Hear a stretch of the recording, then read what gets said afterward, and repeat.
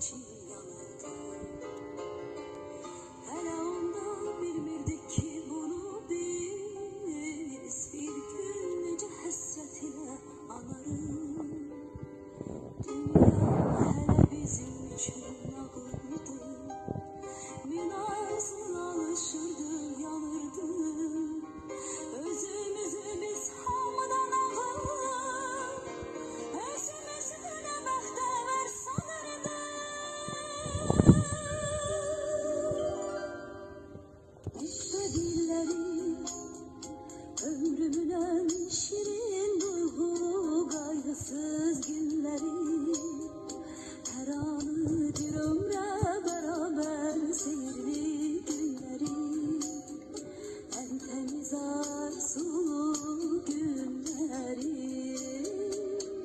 mektep illeri, ömrümün en şirin duygu kaygısız günleri, her anı bir ömre beraber seyirli günleri, en temiz arzulu günleri.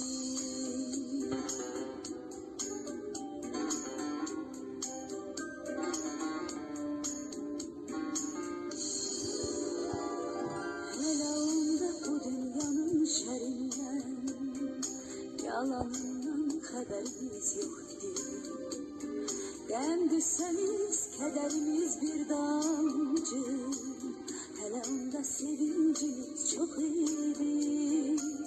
Yazılanı bir silgiyle pozmakta bizim için ne asandı ne asan. Habersizdik ömrümüze biz hele, talih yazan bozulmayan yazıdan.